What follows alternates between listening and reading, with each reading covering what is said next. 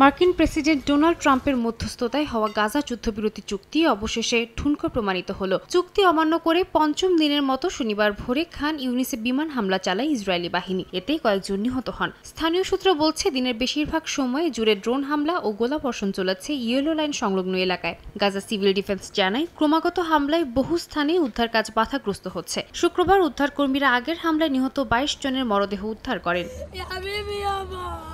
গাজা সরকার জানিয়েছে, যুদ্ধবিরতির পর থেকে প্রতিদিন গড়ে মাত্র 145টি ত্রাণবাহী ট্রাক প্রবেশ করছে, যা চুক্তি অনুযায়ী নির্ধারিত ট্রাকের মাত্র 24%। অক্টোবরের 10 থেকে 31 তারিখ পর্যন্ত মোট 3203টি ট্রাক গাজায় প্রবেশ করেছে, যার মধ্যে 84টি ডিজেল ও 31টি রান্নার গ্যাস বহন করছিল। গাজা প্রশাসন এই অবরোধকে মানবিক অপরাধ হিসেবে অভিহিত করে।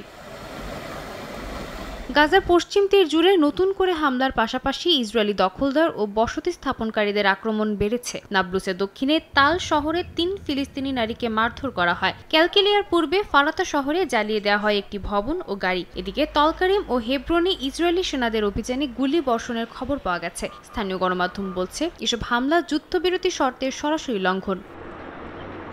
এদিকে যুদ্ধবিরতির পর গাজার অর্থনীতিতে দেখা দিয়েছে ভয়াবহ নগদ অর্থের সংকট। ব্যাংক খুললেও সেখানে নেই নগদ অর্থ।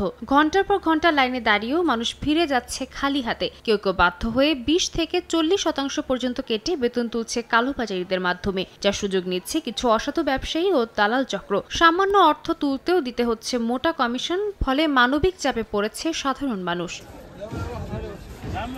সাদিয়া তাসনিম, সময় সংবাদ।